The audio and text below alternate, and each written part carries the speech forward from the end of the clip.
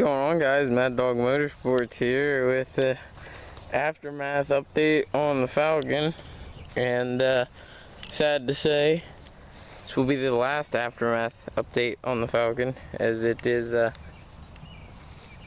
being prepared to be stripped, sent to the scrapyard.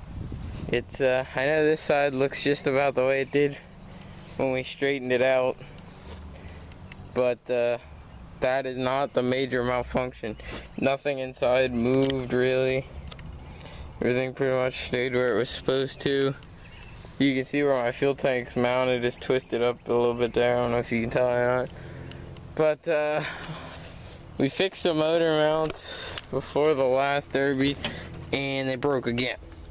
But different part broke this time.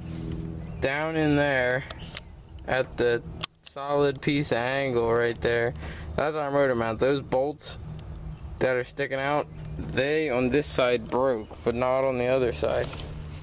So the motor's laying over sideways. You can see not a lot changed up front. In fact, the front of this car is beautiful, and that's the sad part. The front is beautiful. It's held up very well.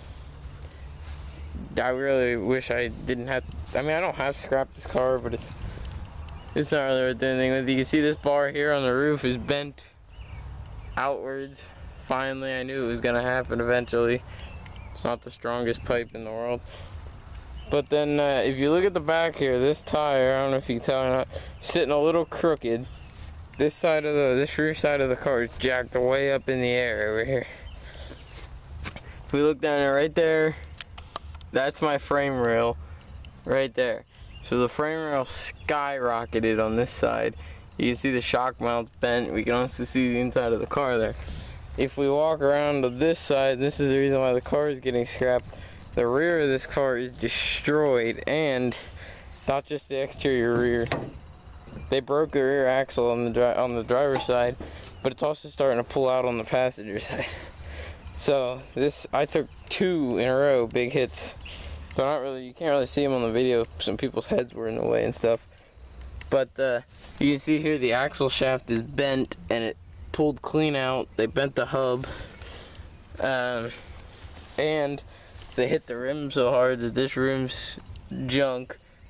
In fact, the tire may be junk there too. I haven't pulled the bead yet.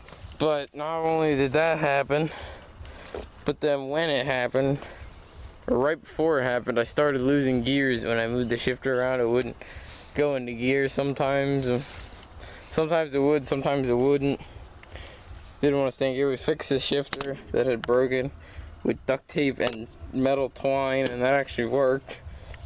But I couldn't get it to go in gear, and what I found out is the gears were disintegrating in the differential back here. So I have no gears left, forward or reverse, inside the diff down there. They're gone.